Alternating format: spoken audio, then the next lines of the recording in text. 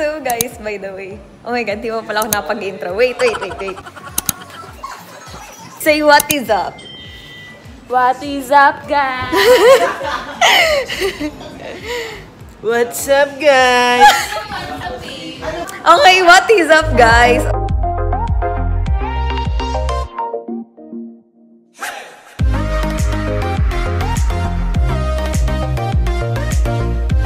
Okay, nandito kami ngayon sa Las Casas, sa Bataan. And oh my God, may pimple ako. So, ayan, oh my God, sobrang ganda dito. And bago ang lahat, kakarating lang si namin. Ipapakita ko sa inyo ang aming room bago pa namin magulo.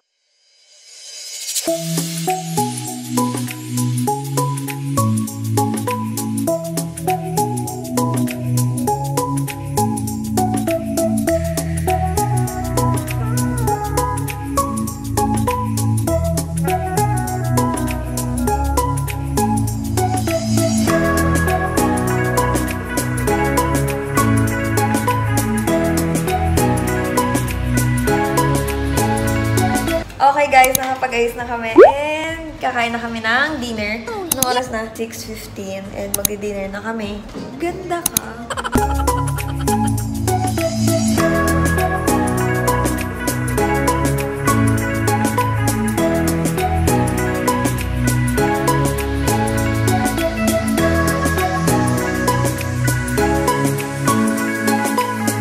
Guys, magdi-dinner na kami and nag-aantay kami ng jeep. By the way guys, pagdating namin sa parking kanina, ano na? Ano sinasabi ko? Nag-park kami, tapos yung shuttle nila dito is jeep. So, ayun yung jeep. Asan ba? Ayan. Sasakay kami ngayon ng jeep. And, yun, pupunta kami sa restaurant. And by the way, guys, madaming restaurant dito sa loob. Sasakay na kami ng jeep. Ay! Hindi pala! Hindi kami kasya. Sasakay na kami ng jeep. Oh. Saan tayo pupunta? Sa puso mo. Oo nga, gutom na rin ako. Gusto ako.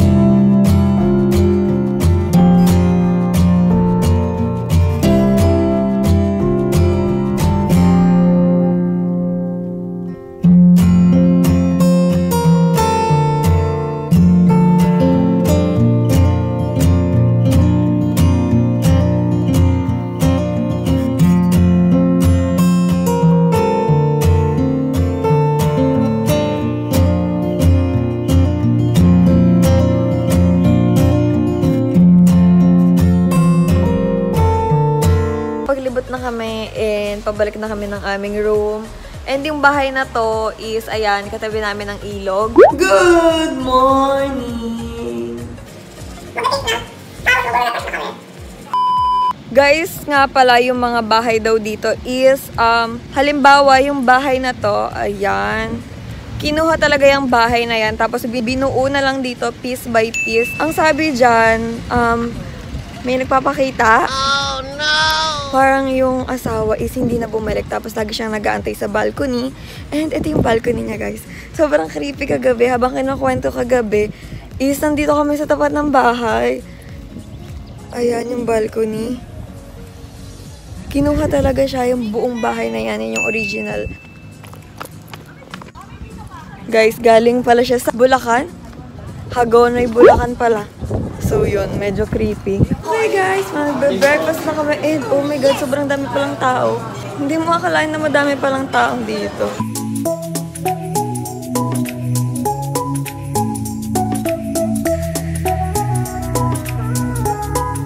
Guys, naglilibot lang kami ngayon dito. And andito kami ngayon sa Casa Binyan. Ito yung bahay ni Rizal sa Binyan. And ito ay replica lang. And ang original lang dito is yung hagdan. Kinuha talaga nila yung hagdan doon.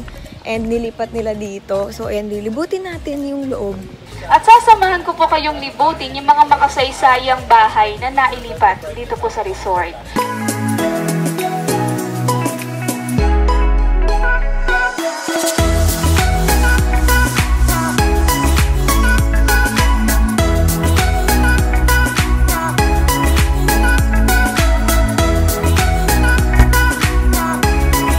So, ayan, kailangan daw namin maghubad ng sabin sa paa. Ikinulong niya sa kwarto po na to. Sa kanya po sumunod na ipinamana po ang bahay. Si Doña Isabel nagkaroon ng asawa si Macario Marco at nagkaroon sila ng anak na babae si Pilar. Sa kanya po sumunod na ipinamana po itong bahay. So, unang tanong, sino po ang nakarelasyon ni Teodora Formoso? Yung ano, head ng Guardia Civil. Opo, kapitan. Oh, yung kapitan. Second question, ano po yung surname na itinalaga po sa pamilya ni Teodora Alonso ayon sa Claveria 1849? Ayun!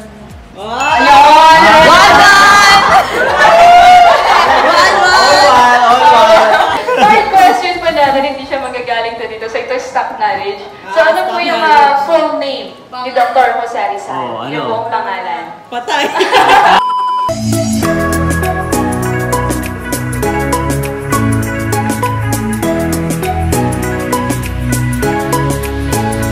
So yung rate niya, ayun po yung pupulaan niya po ngayon. So tingin niyo ba, magkano po kayo ito nare-rentahan per night? Okay guys, nakikita niyo tong bahay sa likod ko. So ayan, nirerentahan yan dito sa Las Casas ng 150,000 per night. Oh my God! And ngayon, lilibutin namin yung bahay na yun. And makakapag-tour kami sa buong bahay.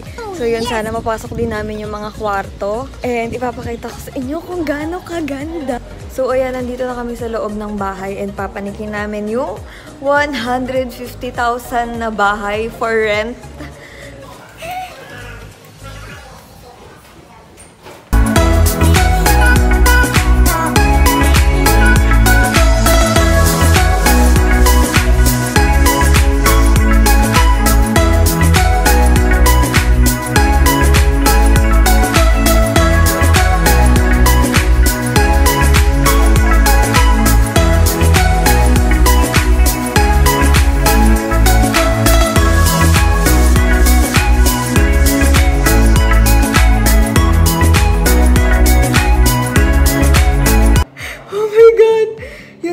Guys, may TV, tsaka may remote.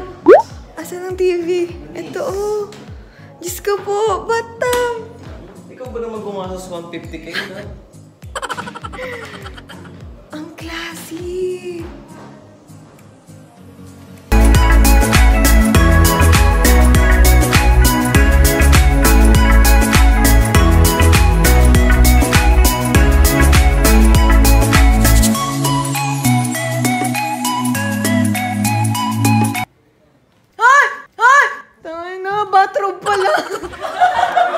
So, ayan, nandito na kami ngayon sa loob ng bahay and nililibot namin yung mga kwarto.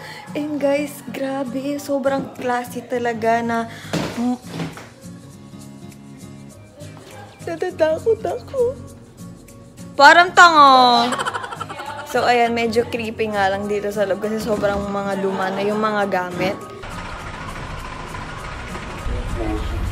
Kaya magpapapicture kami dito sa Casa Fotografia. And magsusuot kami ng mga Filipiniana and Barong Tagalog. Sample na costume po namin, sa either po na naka-general, Maria Clara, tsaka po Barong Tagalog. So, ako hindi. Ayan. Pwede yung uso. So ito po mga pang Maria Clara po namin. Ito ang pang-general sa panglalaki and ito yung mga Maria Clara. Maria Clara sa babae. Tapos may Barong Tagalog. Ayun, may Barong Tagalog din. Kaya nagpapalit na kami ng damit. Tapos meron tong abaniko, kuya. Yes, ma'am. May belt pa ito, kuya. Tingin nga, love. Ano sa akin? Wow!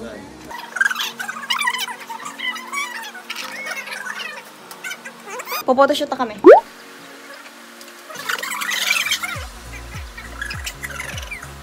Seryoso muna po tayo, ah. So, okay, ready? Seryoso po. In 1. okay din natin. Nagpapawisan ka pa, gano'n ka pa sa laban Gano'n pa ako sa laban Away, alimuon pa. Away, alimuon pa. Okay, seryoso po. Okay, one. Alimuon.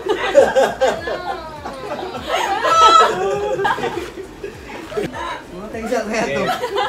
Okay, ready? And one. Seryoso tayo. 1, 2, 3, and...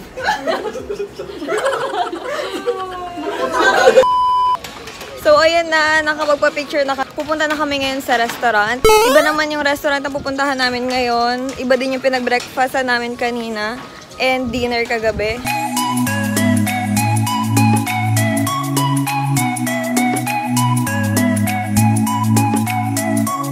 Is kakain na kami. And after nito is pupunta kami sa workshop kung saan ginagawa yung mga paintings dito sa Las Casas. And yung mga furnitures, gano'n, ano pa, ito yung mga bricks, gano'n, yung bubong ng sinaunang bahay.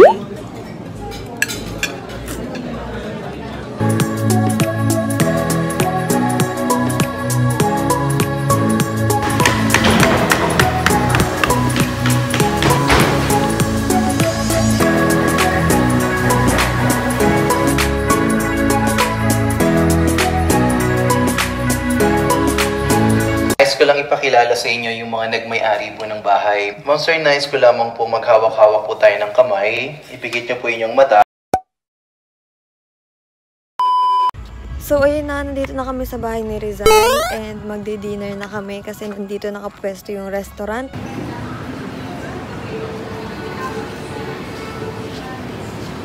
So, third day na namin. And guys, ito nga pala yung bahay na 150,000 per night. No. Diyan kami naka-check-in ngayon. I-room tour namin kayo. Ipapakita ko dyan yung mga video. Kasi ngayon mag-check out na kami. Kaya nasa labas na kami. Char! So yun guys, yung mga bahay dito is very... Anong tawag dito? Madaming mga kwento. And itong bahay na to is meron naman siyang gold. Plated gold sa mga poste. Oo, sa mga poste. Eh, yung original. Oo, original. Kaso ngayon, konti na lang kasi daw nung araw. Ginagawa daw yung sampayan, madaming mga pako. So, hindi nila alam na may mga gold pala doon. So, yun, konti na lang yung gold dyan. Kaya siguro mahal yung pagrenta dyan kasi merong mga gold.